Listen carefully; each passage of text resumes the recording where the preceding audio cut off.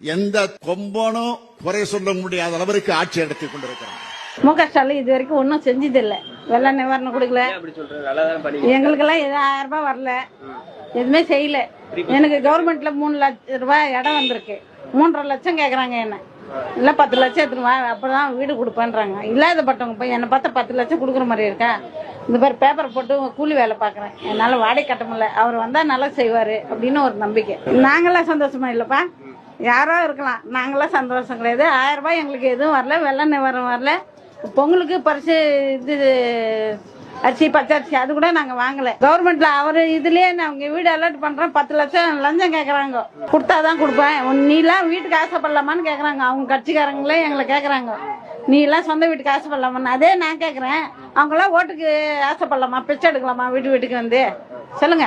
இல்லாதப்பட்டவங்க இருக்கப்பட்டவங்க இருக்காங்கல்ல, கூலி வேலை செய்யறவங்க கிட்ட 10 லட்சம் எப்படி வரும்? அதுதான் நான் ஈஸி கட்சிக்காரங்களே என்ன கேக்குறாங்க, அந்த கேள்வி கேக்குறாங்க. வந்து ஆயிடுச்சு 2 வருஷம் ஆகுது, இன்னும் அந்த லெட்டருக்கு என்ன பதில் தெரியல. வருமான சர்டிபிகேட்டுக்கு இல்லையா 3.5 லட்சம் ரெடி பண்ணி எடுத்துன்னு வாங்குறாங்க. நான் பேப்பர் போட்டு சம்பாதிக்கிறேன், 300 ரூபாய் கொடுக்குறாங்க ஒரு நாளைக்கு. நான் எப்படி தம்பி 3.5 லட்சம் ரெடி பண்ணுவேன்? நீங்களே சொல்லுங்க. டிஎம்கே இனிமே இருக்கவே கூடாது. இந்த கட்சி ஒழிய வேண்டிய கட்சி. திருப்பி இவங்களே வந்து அப்ப கருணாநிதி அவர் பார்த்தாச்சு, அதுக்கப்புறமா அவருடைய பையன் இப்போ உதயநிதி ஸ்டாலின் அடுத்தாப்புல ரெடி பண்றாங்க.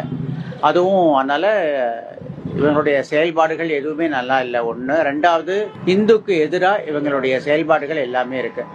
அது டிஎம்கேவா இருக்கட்டும் இல்லை ஏடிஎம்கேவா இருக்கட்டும், 2 பேருமே வந்து இந்துக்களுக்கு அகைன்ஸ்டா இவங்க செய்யறாங்க. அந்த மைனாரிட்டிஸை ப்ளீஸ் பண்ணணும் அப்படிங்கிறதுக்காக இவங்க இந்துக்களையும் இந்துக்களுடைய மத சம்பிரதாயங்களையும் ரொம்ப கேவலப்படுத்துறாங்க.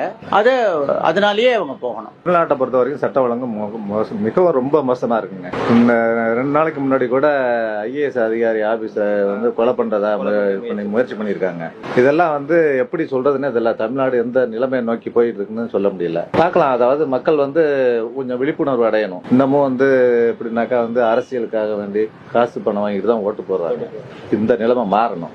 மாறினா நல்லா இருக்கும். மக்கள் வர்ற எலெக்ஷன்ல நல்லவங்களை பார்த்து தேர்ந்தெடுத்து ஆட்சியில் அமர வைக்கணுங்கிறது என்னுடைய கருத்துங்க. ஆனா தமிழ்நாடு ரொம்ப ரொம்ப மோசமா போயிடுச்சு. இப்ப கற்பழி ஆமா, எங்க பார்த்தாலும்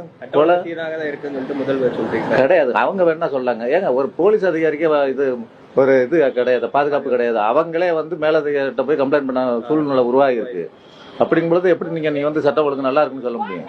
ஆட்சியாளர்கள் என்ன சொல்லலாம், ஆனா பொதுமக்கள் இல்ல. இப்போ எல்லாம் நிறைய பேர் கேட்டாங்கல்ல, என்ன திராவிட மாடல்னா? திராவிட மாடல் அரசியல் இது ஒரு நல்ல விஷயம் தான். பெட்ரோல் கொண்டு பேசுறது, ஒரு வாரம் முன்னாடி பாத்தீங்களா கார்ல வந்து துரத்துனது ஈசிஆர்ல. அந்த மாதிரி அண்ணா பல்கலைக்கழகத்தை